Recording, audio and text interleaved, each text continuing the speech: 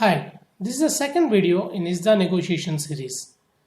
The schedule is made up of different parts.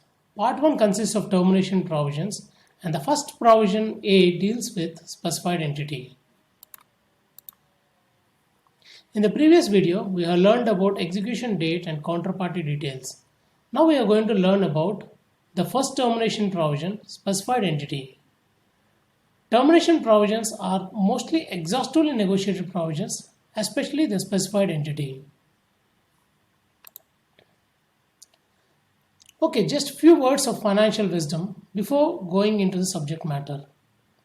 Indeed, better risk management may be the only true necessary element of success in banking. Alan Greenspan. Okay, coming back to the topic, let us see further about Part 1A specified entity. Here is an extract of Part 1A specified entity from 2002 is the schedule. First, let us understand what is specified entity. Here you can see the definition of specified entity in section 14 of ISDA Master Agreement. Specified entity has the meaning specified in the schedule. This definition just redirects to schedule. Coming back to the specified entity provision in the schedule, we need to define it with respect to the below provisions in the master agreement. What exactly are these provisions? Section 5A5, Section 5A6, Section 5A7 and Section 5B5. Section 5A5 is with respect to default under specified transaction. Section 5A6 is cross default and Section 5A7 is bankruptcy. These three are events of default and Section 5B5 is credit event upon merger, which is a termination event. However, with respect to 1992 agreement, credit event upon merger is numbered as Section 5B4. I have listed these provisions on the screen for further clarity.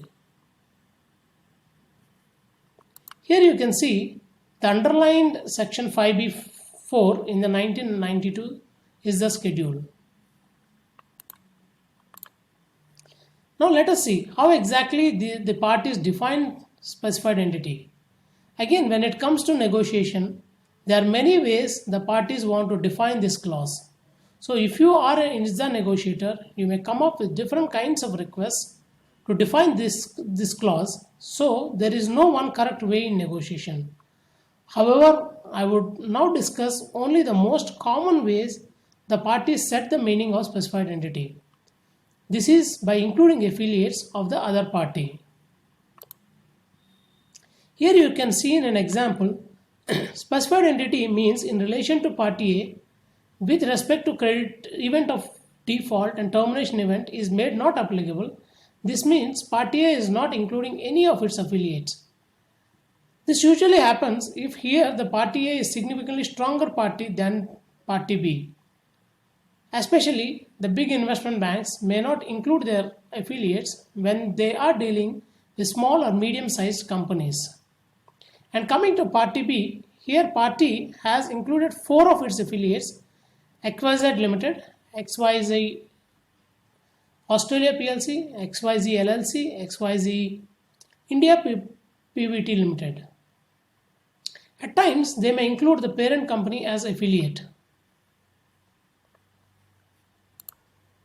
Now in the second example, you can see both parties have included all their affiliates under specified entities. What does this mean? Here in this instance, if any event of default with respect to Section 5A5, 6, 7 or termination event with respect to 5A4 in 1992 agreement or Section 5A5 in 2002 agreement with any of its affiliate, the other party will have the right to close the agreement. If, as mentioned in the previous example, if the parties mention specific affiliates, then this instance would arise only with those affiliates. Now care should be taken when considering the word affiliate under this provision, since the word affiliate is very broad by the definition under section 14 of the ISDA Master Agreement. Here you can see the definition of affiliate on the screen. Affiliate means subject to the schedule in relation to any person, any entity controlled directly or indirectly by the person, any entity that controls directly or indirectly the person or any entity directly or indirectly under common control with the person. For this purpose, control of any entity or person means ownership of the majority of the voting power of the entity or person. It is quite broad. Care should be taken on what all affiliates you like to include for the party. You are a negotiator. If you are a negotiator for a weaker affiliate, might trigger this termination provision.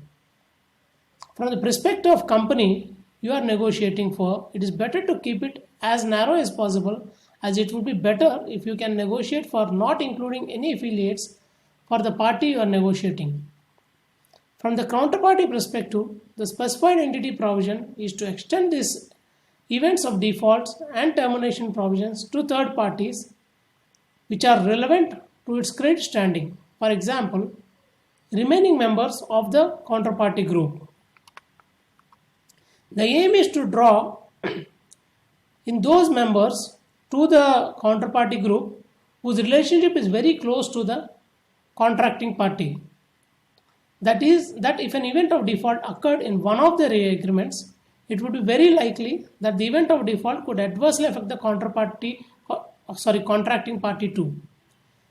Especially when you consider big corporations with a large number of affiliates, it's important to ensure that entities specified are not drawn from wider group. It is always preferable to name the entities. At times, party might try to define the word affiliate only specific to specified entity. Care should be taken as this might be conflicting or overriding the definition of affiliate mentioned in section 14. Now, the most important question is how these affiliates are determined, which affiliate to consider, which affiliate to exclude. This determination is beyond the ambit of negotiator and the lawyer who is negotiating the ISDA. This is usually decided by credit department or the team in the company. They would have the appropriate understanding of the affiliate credibility. However, at times business put forward their point of view to the credit in considering the affiliates.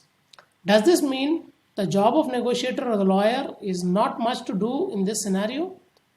Of course not. Negotiator certainly need to explain the scenario the other party is seeking.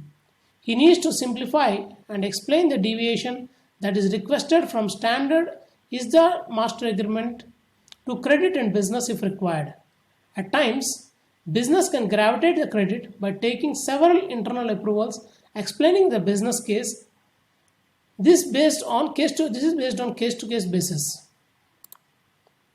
In this video, we have learned our first termination provision of specified entity. However, I have only explained some common negotiation scenarios. There are many other instances the parties would have defined differently. I would strongly encourage my viewers to share any other scenarios they have come across during the negotiation which are different and interesting. I have only presented the basic negotiation scenarios under specified entities. However, I may prepare a separate video if I come across new negotiation scenarios under specified entity. I don't want to make everything in single video and make it boring for my viewers. In my next video, we are going to learn about second termination provisions, specified transaction under part 1b of the ISDA schedule. I would greatly value your feedback and you may please send them to derivatives.documentation@gmail.com. You can get the updates of derivatives documentation by subscribing to this channel. Please do like this video and feel free to comment and share on the contents. If you want to learn more about derivatives products or want to have a better understanding of derivative products which are negotiated under ISDA, you can visit my other YouTube channel, Demystifying Derivatives, and you can also learn some basics of understanding commercial contracts by visiting to my other YouTube channel, Commercial Contracts 101, I have shared the details on the screen for your reference. Thank you.